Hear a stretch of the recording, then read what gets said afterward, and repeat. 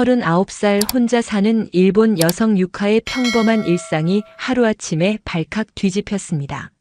직장 동료의 갑작스러운 부탁으로 한국인 청년과 함께 살게 된 유카. 처음에는 단순히 몇 달만 도와주면 끝날 일이라고 생각했어요. 하지만 12살이나 어린 민수와의 동거는 예상과 완전히 달랐습니다. 나이도 국적도 문화도 모든 게 다른 두 사람이 어떻게 진정한 사랑을 찾아가게 될까요? 39에 시작된 늦은 사랑, 과연 해피엔딩으로 끝날 수 있을까요? 지금부터 유카와 민수의 감동적인 이야기가 시작됩니다. 마지막까지 놓치고 싶지 않으시다면 구독과 좋아요, 알림 설정까지 꼭 눌러주세요. 39이 된 저는 여전히 혼자였습니다. 주변에서는 결혼 얘기를 꺼내며 은근히 압박했지만 저는 대답 대신 웃음으로 넘겼어요. 나이가 들수록 혼자 사는 것에 익숙해졌고 누군가와 함께 한다는 것이 오히려 불편하게 느껴지곤 했거든요. 그런 어느 금요일 오후 직장 동료 사토 씨가 전화를 걸어왔습니다. 유카 씨, 갑작스럽지만 부탁 좀 드릴게요. 제 한국인 후배가 일본에 잠깐 머물 곳이 없는데 혹시 방 하나를 빌려줄 수 있을까요? 전화기 너머로 들려오는 목소리에는 간절함이 묻어 있었어요. 사토 씨는 평소 저에게 잘해주던 선배였고 무엇보다 거절하기 어려운 성격이었죠. 하지만 낯선 외국인과 집을 함께 쓴다는 생각에 망설여졌습니다. 얼마나 오래 머물 예정인가요? 1~2달 정도예요. 회사 연수차 오는 건데 숙소 문제가 생겼거든요. 정말 깔끔하고 예의 바른 청년이에요. 사토 씨의 설명을 들으면서도 고민이 깊어졌어요. 평소 혼자만의 시간을 소중히 여기던 제게 누군가와 공간을 나눈다는 것은 쉽지 않은 결정이었거든요. 더군다나 언어도 다르고 문화도 다른 외국인이라니. 잠깐만요. 전화를 잠시 끊고 거실을 둘러보았습니다. 넓지는 않지만 방 하나 정도는 내어줄 수 있는 공간이 있었어요. 그리고 무엇보다 사토 씨가 그렇게 간절히 부탁하는데 거절하기가 어려웠죠. 다시 전화를 받으며 말했습니다. 알겠어요. 도와드릴게요. 정말요? 고마워요, 유카 씨. 내일 저녁에 데려다 드릴게요. 전화를 끊고 나서야 제가 무슨 일을 벌였는지 실감이 났어요. 39년을 혼자 살아온 저에게 낯선 이와의 동거는 상상도 해본 적 없는 일이었거든요. 그날 밤 잠자리에 들면서도 계속 생각했습니다. 과연 잘한 일일까? 하지만 이미 약속한 이상 돌이킬 수는 없었어요. 다만 한 가지는 확실했습니다. 큰일은 아니라고 생각했다는 것 말이에요. 다음 날 토요일 저는 집안을 정리하며 손님을 맞을 준비를 했습니다. 빈 방을 치우고 이불을 새로 깔았어요. 냉장고도 확인해보고 욕실도 다시 한번 청소했죠. 하지만 막상 저녁이 다가오니 긴장이 되기 시작했습니다. 어떤 사람일까? 한국어밖에 못하면 어떡하지? 생활 패턴이 다르면 불편하지 않을까 하는 온갖 걱정이 머릿속을 스쳐 지나갔어요. 6시쯤 되어서야 현관에서 벨소리가 들렸습니다. 문을 열자 사토 씨와 함께 키 큰 청년이 서 있었어요. 첫인상은 생각보다 단정해 보였습니다. 그 청년이 자신을 김민수라고 소개하며 인사했어요. 또렷한 일본어에 놀랐지만 동시에 낯선 이와 집을 나눈다는 현실이 저를 긴장시켰습니다. 사토 씨는 간단히 인사를 나누고 곧 돌아갔고 저와 민수 씨는 어색한 침묵 속에 남겨졌어요. 그렇게 예상치 못한 동거 생활이 시작되었습니다. 며칠 뒤 도착한 한국 청년 민수는 정중히 고개를 숙이며 잘 부탁드린다고 인사했습니다. 또렷한 발음에 놀랐지만 낯선 이와 집을 나눈다는 사실이 저를 긴장시켰어요. 사토 씨가 간단한 소개를 마치고 돌아간 후 저는 민수에게 방을 안내해드렸습니다. 그는 조심스럽게 짐을 정리하며 여러 번 감사 인사를 건넸어요. 예의 바른 모습이었지만 왠지 어색함은 가시지 않았습니다. 첫날 밤은 유난히 길게 느껴졌어요. 평소 혼자 있을 때는 들리지 않던 소리들이 귓가에 맴돌았습니다. 물 흐르는 소리, 발걸음 소리, 문 여닫는 소리까지 모든 것이 낯설었어요. 39년 동안 혼자 살아온 습관이 하루아침에 바뀔 리는 없었죠. 다음 날 아침 부엌에서 마주쳤을 때 서로 어떻게 인사해야 할지 몰라 어색하게 고개만 끄덕였습니다. 민수는 작은 목소리로 좋은 아침이라고 한국어로 인사한 뒤 곧바로 일본어로 다시 말했어요. 노력하는 모습이 보였지만 저 역시 어떻게 대화를 이어가야 할지 몰랐습니다. 아침 식사 시간도 조심스러웠어요. 평소 혼자 간단히 토스트와 커피로 해결하던 제게 누군가와 함께하는 식사는 부담스러웠습니다. 민수는 자신이 가져온 즉석밥으로 조용히 식사를 했고 저는 평소보다 빨리 아침을 마치고 회사로 향했어요. 회사에서도 계속 집 생각이 났습니다. 낯선 사람이 제 공간에 있다는 사실이 마음을 편하게 해주지 않았어요. 동료들에게 한국인 청년이 잠시 머물고 있다고 말하자 모두들 신기해하며 여러 질문을 던졌습니다. 어떤 사람인지, 얼마나 머물 예정인지, 불편하지 않은지 등등 말이에요. 저녁 시간이 되어 집에 돌아가는 길이 평소보다 무거웠습니다. 집이라는 공간이 더 이상 온전히 제 것이 아니라는 생각 때문이었어요. 현관문을 열고 들어서니 거실에서 민수가 조용히 책을 읽고 있었습니다. 제가 들어오자 일어나서 정중히 인사했어요. 저녁 무렵 부엌에서 그가 서툰 손길로 밥을 짓는 모습을 보게 되었습니다. 밥솥 사용법을 몰라 헤매는 것 같았지만 도와달라고 말하지는 않았어요. 저 역시 선뜻 나서지 못했습니다. 서로 조심스러워하는 마음이 느껴졌죠. 그의 요리 실력은 예상보다 서툴렀어요. 밥은 너무 된 편이었고 반찬도 간이 맞지 않는 것 같았습니다. 하지만 불평 한마디 없이 묵묵히 식사하는 모습을 보니 왠지 미안한 마음이 들었어요. 며칠이 지나도 어색함은 계속되었습니다. 아침에 마주치면 인사를 나누지만 그 이상의 대화는 이어지지 않았어요. 저녁에도 각자 방에서 시간을 보내며 최대한 부딪히지 않으려 노력했습니다. 화장실이나 부엌을 사용할 때도 서로 눈치를 보게 되었어요. 언제 사용하는지 파악해서 겹치지 않도록 신경 썼죠. 이런 생활이 편할 리는 없었지만 서로 배려하려는 마음은 전해졌습니다. 일주일이 지나고 나서야 조금씩 서로의 생활 패턴을 알게 되었어요. 민수는 아침 일찍 일어나서 조용히 준비하고 나가는 편이었고 저녁에는 늦게 들어와서 간단히 식사하고 방에서 시간을 보냈습니다. 큰 소음을 내지도 않았고 공용 공간도 깔끔하게 사용했어요. 그럼에도 불구하고 속으로는 계속 중얼거렸습니다. 아무래도 불편하다는 생각이 떠나지 않았어요. 혼자만의 시간과 공간에 익숙했던 제게 누군가와 함께하는 생활은 여전히 어색하고 부담스러웠습니다. 하지만 동시에 이상한 감정도 들었어요. 집에 돌아왔을 때 완전히 혼자가 아니라는 사실이 때로는 위안이 되기도 했습니다.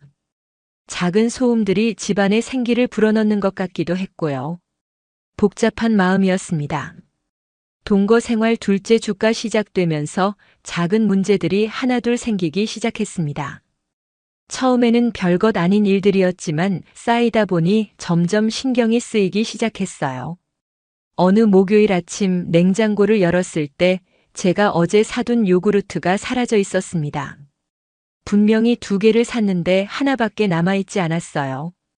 처음에는 제가 잘못 기억하나 싶었지만 영수증을 확인해 보니 확실히 2개를 산 게 맞았습니다. 저녁에 민수가 돌아오자 단호하게 물어봤어요. 혹시 요구르트를 드셨는지 말이에요. 민수는 얼굴이 빨개져서 더듬거리며 죄송하다고 했습니다. 제 것인 줄 알았다고 변명했지만 냉장고 안에서 구분이 안 될 리는 없었죠. 단순한 실수였을 수도 있지만 저는 속으로 한숨을 쉬었어요. 역시 같이 살기엔 무리일지도 모른다는 생각이 들었습니다. 요구르트 하나 때문에 이렇게 기분이 상할 줄은 몰랐거든요. 그 다음 날은 화장지 문제였습니다. 평소보다 빨리 떨어져서 새로 사다 놓았는데 며칠 만에 또 없어졌어요. 혼자 살 때는 한 달은 넉넉히 쓰던 양이었는데 말이에요. 민수에게 따로 이야기하지는 않았지만 속으로는 불편한 마음이 커져갔습니다. 주말에는 더 큰 오해가 생겼어요. 제가 평소 즐겨보던 드라마 시간에 거실 텔레비전을 켜려고 했는데 이미 민수가 한국 뉴스를 보고 있었습니다. 저는 예약 녹화를 해두지 않았기 때문에 그 시간에 봐야 했는데 양보를 부탁하기가 어려웠어요. 결국 그날은 드라마를 포기하고 방에서 시간을 보냈습니다. 민수도 눈치를 챈 것 같았지만 서로 어떻게 해야 할지 몰라 어색한 상황이 계속되었어요. 공용 공간 사용에 대한 규칙을 정하지 않았던 것이 문제였죠. 월요일 아침에는 샴푸 때문에 또 한 번 당황했습니다. 제가 쓰던 샴푸가 반 이상 줄어 있었어요. 혼자 쓸 때는 한 달은 쓰던 양인데 일주일 만에 이렇게 줄다니 이해할 수 없었습니다. 민수가 함께 쓰고 있다는 건 알았지만 이렇게 빨리 없어질 줄은 몰랐어요. 그날 저녁 민수에게 개인용품은 따로 사용했으면 좋겠다고 조심스럽게 말했습니다. 민수는 미안해하며 당장 자신의 것을 사겠다고 했어요. 하지만 이미 어색한 분위기는 더욱 깊어진 상태였습니다. 화요일에는 음식 냄새 문제가 생겼어요. 민수가 김치찌개 같은 것을 끓였는데 매운 냄새가 집안 전체에 퍼졌습니다. 평소 자극적인 음식을 잘 먹지 않는 저에게는 부담스러운 냄새였어요. 환기를 해도 쉽게 가시지 않았고 옷에까지 냄새가 배어서 고민이었습니다. 민수에게 직접 말하기는 어려워서 그냥 참고 지냈지만 매일 이런 냄새를 맡아야 한다면 힘들 것 같았어요. 서로 다른 식문화 때문에 생기는 문제였지만 해결책을 찾기가 쉽지 않았습니다. 수요일에는 생활 시간대 차이 때문에 문제가 생겼어요. 민수는 밤늦게까지 화상 통화를 하는 편이었는데 목소리가 제 방까지 들려왔습니다. 아마 고향에 있는 가족이나 친구들과 통화하는 것 같았지만 저는 일찍 잠자리에 드는 편이라 신경이 쓰였어요. 몇 번 뒤척이다가 결국 귀마개를 끼고 잠들었습니다. 민수도 나름대로 조심하려고 노력하는 것 같았지만 좁은 집에서는 한계가 있었어요. 목요일에는 빨래 때문에 또 다른 문제가 생겼습니다. 제가 빨래를 하려고 세탁기를 열었는데 민수의 옷들이 그대로 들어 있었어요. 세탁이 끝난 지 한참 되었는데 빼지 않고 그대로 두었던 거예요. 젖은 옷에서 냄새까지 나기 시작했습니다. 할 수 없이 민수의 옷을 꺼내서 바구니에 담아두었지만 기분이 좋지 않았어요. 이런 일들이 반복되면서 오해가 쌓여갔습니다. 서로 배려하려고 노력하고 있다는 건 알았지만 생활 습관의 차이는 쉽게 좁혀지지 않았어요. 금요일 저녁 일주일 동안 쌓인 작은 불만들이 마음속에서 자꾸 커져갔습니다. 겉으로는 아무렇지 않은 척했지만 속으로는 이 생활이 언제까지 계속될지 걱정이 되었어요. 오해와 불편함으로 시작된 일들이 점점 더 큰 거리감을 만들어가고 있었습니다. 그러던 어느 금요일 회사에서 큰 실수를 하고 돌아온 날이었습니다. 중요한 프레젠테이션에서 자료를 잘못 준비해서 상사 앞에서 크게 망신을 당했어요. 동료들 앞에서도 면목이 서지 않았고 오랜만에 이렇게 큰 실수를 해서 자책감이 컸습니다.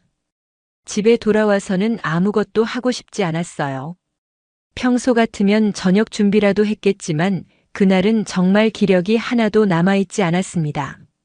쓰러지듯 방에 누워서 천장만 바라보며 하루 종일 있었던 일들을 되새겼어요. 39이라는 나이에 이런 실수를 하다니 후배들은 뭐라고 생각할까? 승진에도 영향을 미치지 않을까 하는 온갖 걱정이 머릿속을 맴돌았습니다. 점점 우울한 기분이 깊어져 갔어요. 저녁 시간이 되어도 일어날 기력이 없었습니다. 배가 고팠지만 뭔가를 먹을 생각도 나지 않았어요. 그냥 이대로 잠들어 버리고 싶었습니다. 내일이 되면 조금은 나아질까 하는 막연한 기대를 하면서 말이에요. 8시쯤 되었을 때 문 앞에서 조심스러운 노크 소리가 났습니다. 처음에는 무시하려고 했지만 계속해서 부드럽게 두드리는 소리가 들려왔어요. 할 수 없이 일어나서 문을 열었습니다. 민수가 걱정스러운 표정으로 서 있었어요. 괜찮으냐고 물어보며 저녁도 안 드시고 방에만 계셔서 걱정이 되었다고 했습니다. 그의 목소리에는 진짜 걱정하는 마음이 담겨 있었어요. 민수가 들고 온 건 갓 끓인 죽이었습니다. 흰 죽에 작은 김 조각이 올려져 있었고 따뜻한 김이 모락모락 올라오고 있었어요. 간단하지만 정성이 느껴지는 모습이었습니다. 억지스러운 친절이 아니었어요. 그저 걱정이 묻어나는 눈빛이었습니다. 지난 몇 주 동안 쌓인 작은 오해들과 불편함이 무색할 정도로 그 순간만은 진심 어린 배려가 느껴졌어요.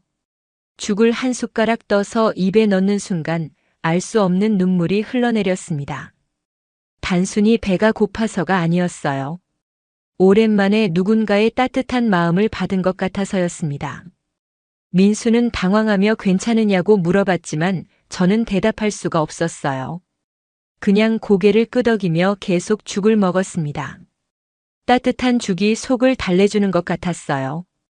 그동안 혼자 살면서 아플 때도 힘들 때도 모든 걸 혼자 감당했었는데 이렇게 누군가가 챙겨주니 마음이 무너져 내렸습니다.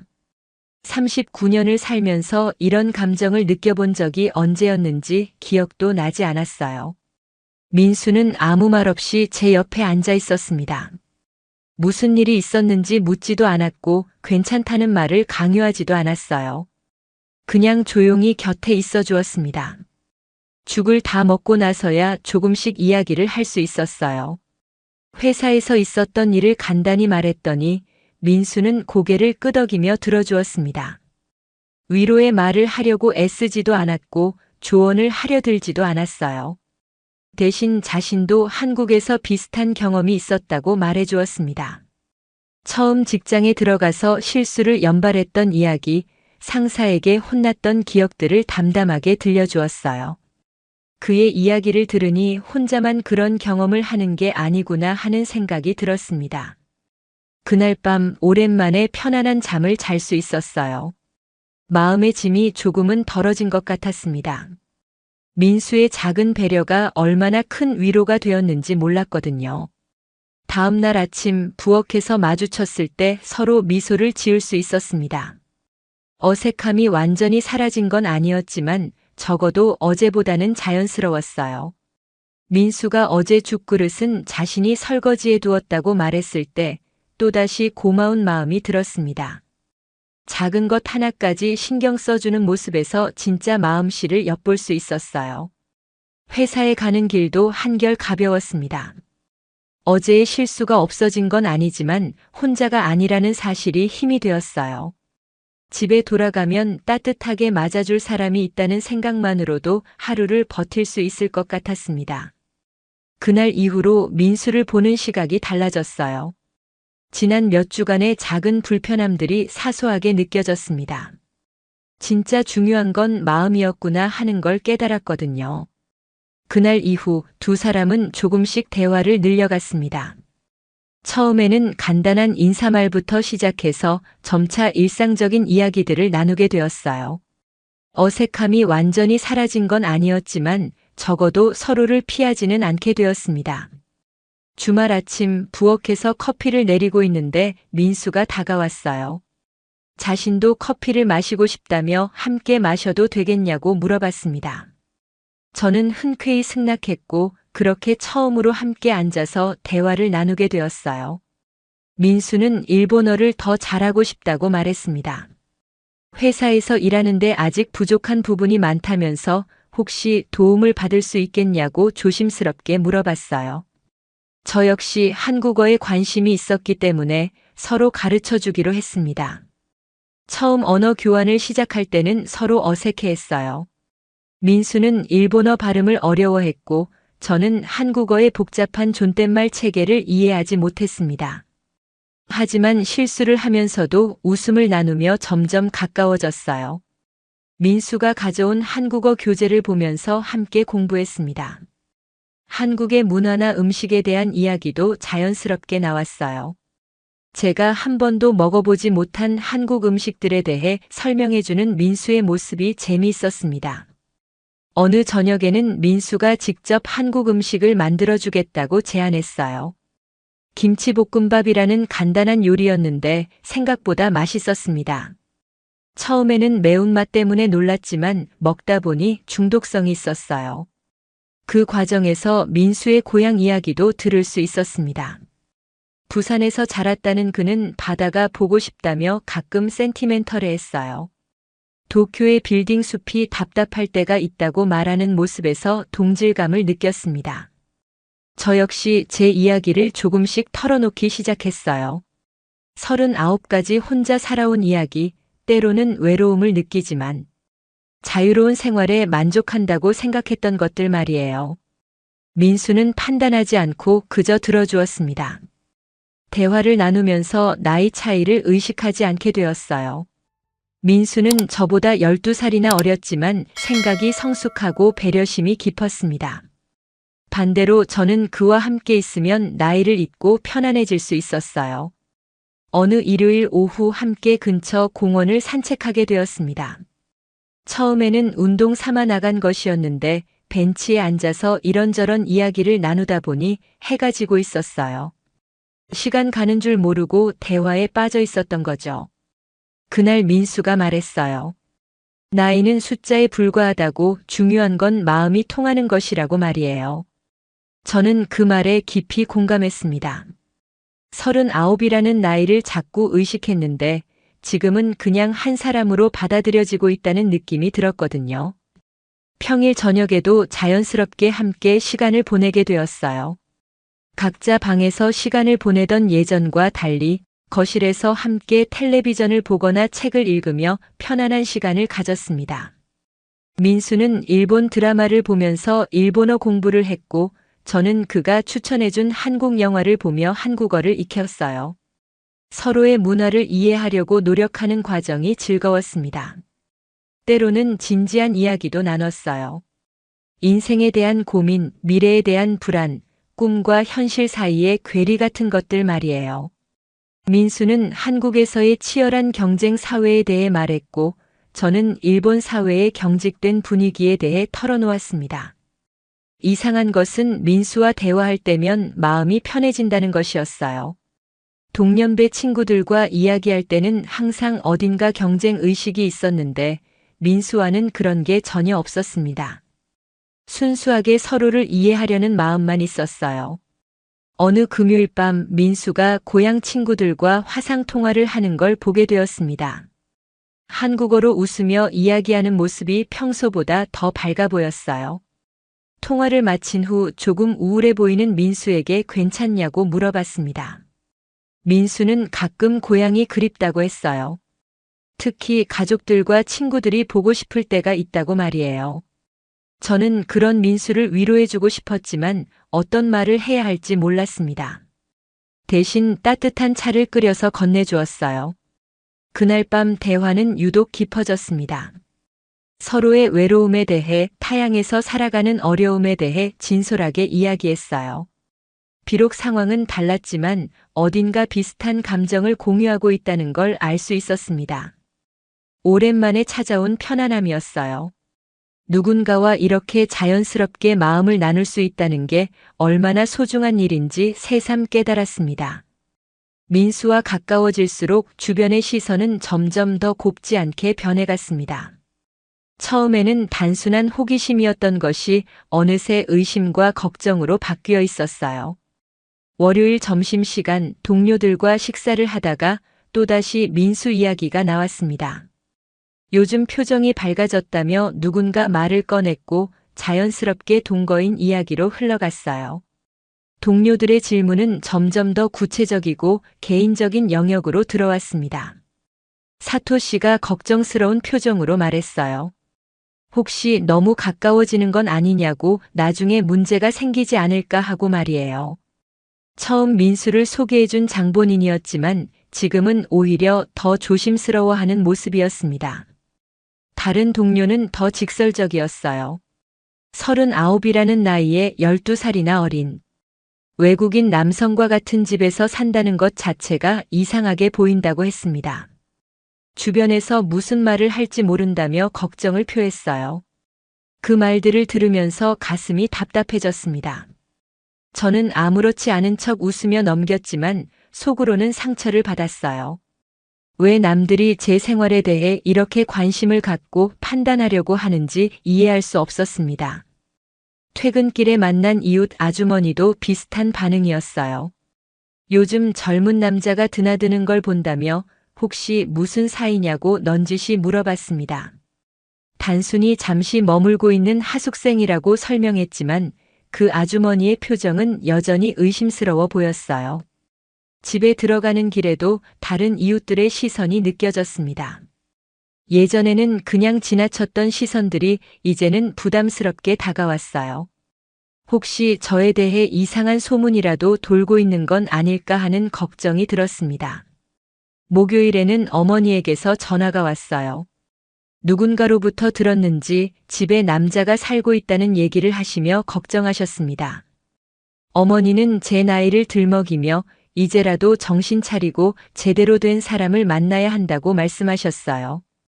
어머니의 걱정이 이해되지 않는 건 아니었지만 왜 모든 사람이 저의 선택을 문제 삼는지 답답했습니다. 민수는 정말 좋은 사람이고 저에게 힘이 되어주고 있는데 왜 그걸 이해하지 못하는 걸까요? 친구 미유키와 만났을 때는 더 직접적인 말을 들었습니다. 그 나이에 외국인 청년이랑 같이 산다고 하면서 이상하게 보일 거라고 했어요. 설마 연애 감정 같은 건 아니겠지만 그래도 조심해야 한다고 충고했습니다. 미유키는 계속해서 걱정을 표했어요. 혹시 민수가 저를 이용하는 건 아닌지, 나중에 문제가 생기면 어쩔 건지, 주변 사람들이 뭐라고 할지 등등 온갖 부정적인 가능성들을 늘어놓았습니다. 그 말들을 듣고 있자니 화가 났어요. 왜 모든 사람들이 민수를 의심의 눈초리로 보는 걸까요? 그는 정말 착하고 배려심 많은 사람인데 단지 외국인이라는 이유로, 나이가 어리다는 이유로 편견을 갖는 것 같았습니다. 회사에서도 상황은 마찬가지였어요.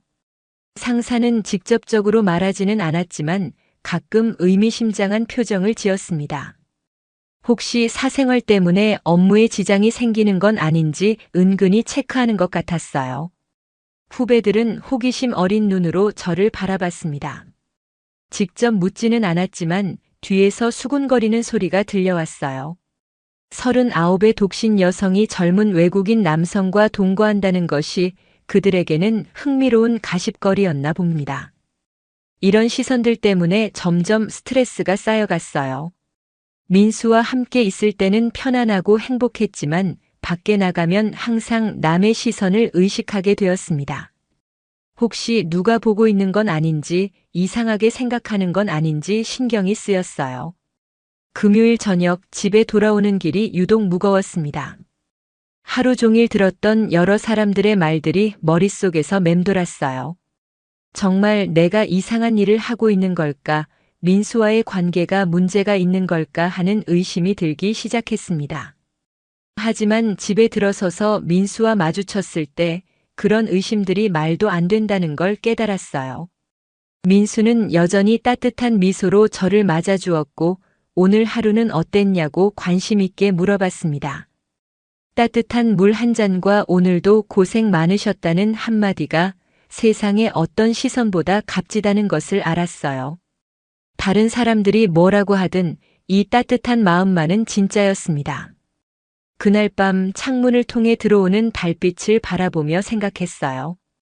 세상의 시선에 휘둘리지 말고 제 마음에 충실해야겠다고 말이에요.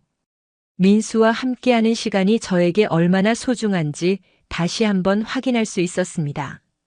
민수와 함께한 시간이 2달을 넘어서자 언젠가는 와야 할 이별의 순간이 다가오고 있다는 걸 느꼈습니다.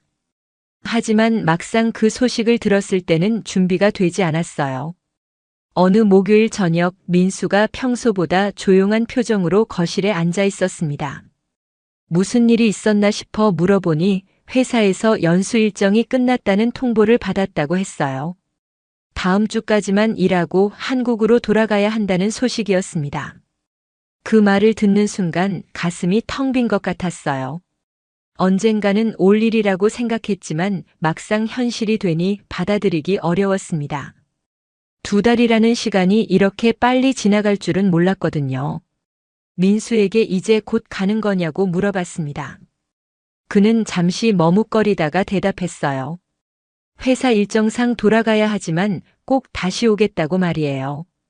그 말에는 확신이 담겨 있었지만 동시에 아쉬움도 묻어났습니다. 그날 밤부터 집안 분위기가 달라졌어요. 평소처럼 자연스럽게 대화를 나누기는 했지만 어딘가 어색함이 느껴졌습니다. 서로 헤어져야 한다는 사실을 의식하고 있었거든요. 민수는 조금씩 짐을 정리하기 시작했습니다. 그동안 조금씩 늘어났던 생활용품들을 하나둘 챙겨 넣는 모습을 보니 현실감이 들었어요. 정말 떠나는구나 하는 생각에 마음이 무거워졌습니다. 금요일에는 함께 마지막 주말을 보내자고 제안했어요. 평소 가보고 싶어 했던 곳들을 함께 둘러보기로 했습니다. 민수는 고맙다며 기뻐했지만 그 표정에도 아쉬움이 가득했어요. 토요일 아침 일찍 일어나서 함께 아침을 준비했습니다. 민수가 한국식 계란찜을 만들어주겠다고 해서 저는 일본식 된장국을 끓였어요. 서로의 문화가 섞인 아침 식탁이 따뜻하면서도 슬펐습니다. 하라주쿠와 시부야를 함께 걸으며 이런저런 이야기를 나눴어요. 민수는 도쿄에서의 추억들을 하나씩 떠올리며 말했습니다. 처음 왔을 때의 낯선 느낌, 점점 익숙해져가는 과정, 그리고 저와 만나게 된 행운에 대해서 말이에요. 저 역시 이 2달 동안의 변화에 대해 생각해 봤어요. 처음에는 불편하고 어색했던 동거 생활이 어느새 일상이 되어 있었습니다. 혼자 있는 시간보다 민수와 함께하는 시간이 더 편안하게 느껴질 정도였거든요. 선샤인 시티 전망대에서 도쿄 전경을 내려다보며 대화를 나눴습니다. 민수는 한국에 돌아가도 이 풍경을 잊지 못할 것 같다고 말했어요. 특히 저와 함께 보낸 시간들이 가장 소중한 추억이 될 거라고 했습니다. 그 말을 들으니 눈물이 날 것 같았어요. 저 역시 마찬가지였거든요. 39년을 살면서 이렇게 마음이 편안한 사람을 만난 건 처음이었습니다. 나이나 국적, 문화적 차이를 뛰어넘어 진정으로 통할 수 있는 사람이었어요. 일요일에는 집에서 조용히 시간을 보냈습니다. 함께 요리를 하고 영화를 보고 별다른 대화 없이도 편안한 침묵을 나눴어요. 이런 평범한 일상이 얼마나 소중한지 새삼 깨달았습니다. 저녁에는 민수가 마지막으로 한국 음식을 만들어주겠다고 했어요. 불고기와 김치찌개를 정성껏 준비하는 모습을 보며 앞으로 이런 맛을 언제 다시 볼 수 있을까 하는 생각이 들었습니다. 식사를 마치고 설거지를 함께 하면서 민수가 말했어요. 정말 고마웠다고, 저 덕분에 일본에서의 시간이 행복했다고 말이에요. 처음에는 어색했지만 점점 가족 같은 느낌이 되었다고 했습니다. 그날 밤 늦게까지 대화를 나눴어요. 앞으로의 계획에 대해서, 서로에 대한 고마움에 대해서, 그리고 이별에 대한 아쉬움에 대해서 말이에요. 시간이 멈췄으면 좋겠다는 생각이 들었습니다. 월요일 아침 출근 준비를 하면서도 마음이 무거웠어요. 이제 며칠 남지 않았다는 생각에 하루하루가 아까웠습니다. 민수도 비슷한 마음이었는지 평소보다 말수가 적었어요. 화요일 저녁에는 함께 사진을 찍었습니다. 추억을 남기고 싶다며 민수가 제안한 일이었어요. 어색하게 웃으며 찍은 사진들이지만 나중에 보면 소중한 기억이 될 것 같았습니다. 수요일이 되자 정말로 마지막이 가까워진다는 걸 실감했어요. 민수는 대부분의 짐을 정리했고 방은 처음 왔을 때처럼 텅 비어 보였습니다. 그 모습을 보니 가슴이 먹먹해졌어요. 그제야 깨달았습니다. 오해와 불편함으로 시작된 이 감정이 이제는 사랑이라는 이름으로 자리 잡았음을 말이에요. 단순한 동거인을 넘어서 정말 소중한 사람이 되어 있었던 거예요. 민수가 떠난 지 석 달이 지났습니다. 처음 한 달은 정말 힘들었어요. 혼자 있는 시간이 다시 익숙해질 때까지 오랜 시간이 걸렸습니다. 집안 곳곳에서 민수의 흔적이 느껴져서 더욱 그리웠어요. 하지만 민수는 약속을 지켰습니다. 거의 매일 연락을 주고받으며 안부를 물었고 화상통화로 서로의 얼굴을 보며 대화를 나눴어요.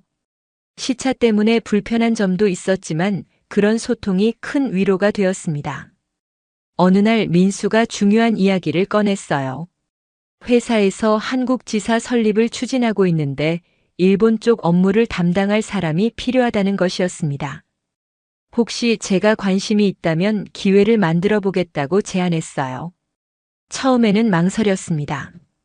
39이라는 나이에 새로운 환경에 도전한다는 것이 쉽지 않았거든요.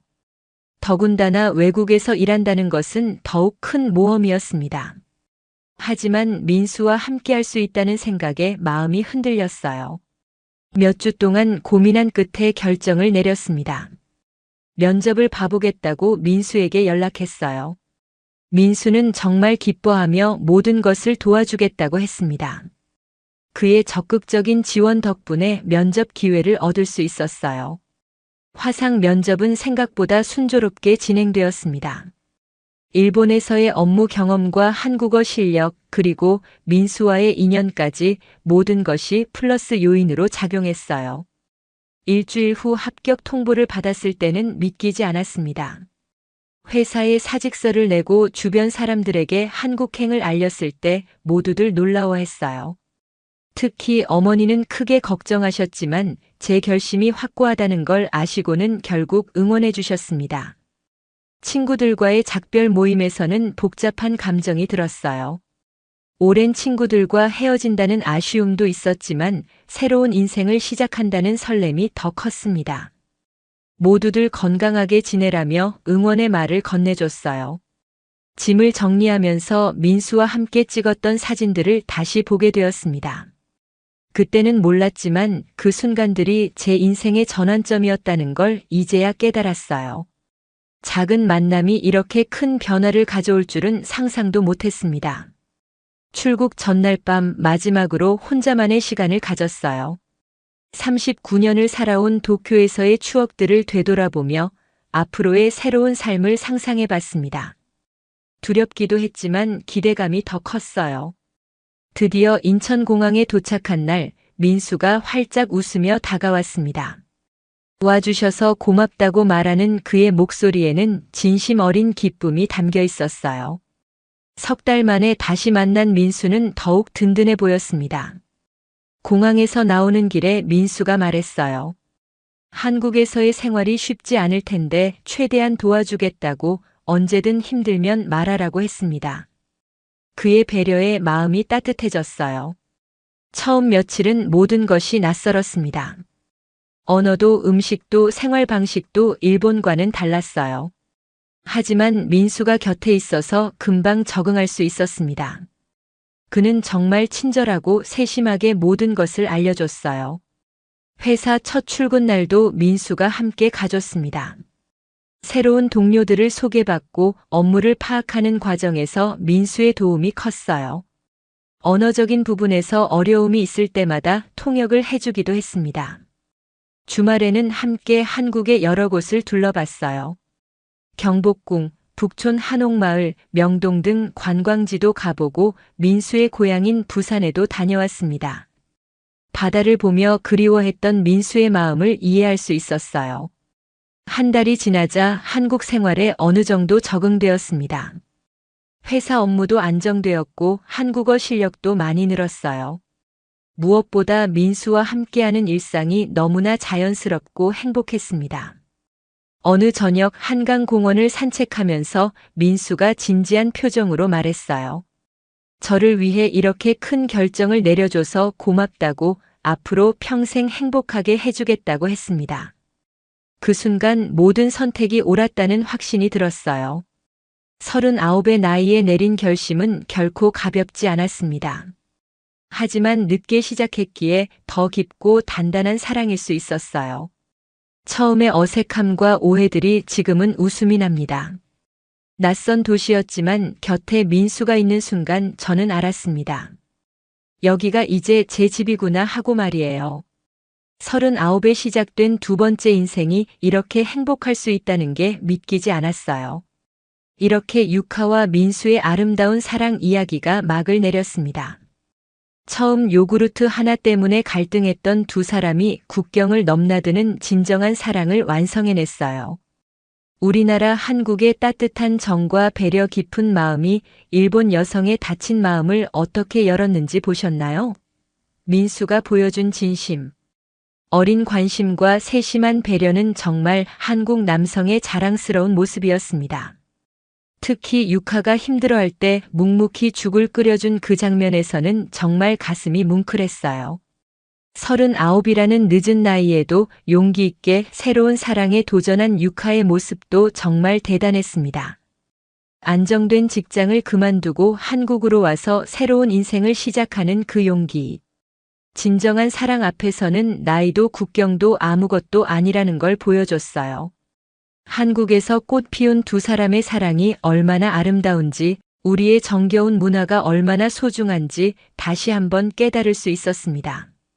여러분도 이런 따뜻한 이야기가 더 보고 싶으시다면 구독 버튼과 좋아요는 필수, 알림 설정까지 해주시면 더욱 감동적인 스토리로 찾아뵙겠습니다.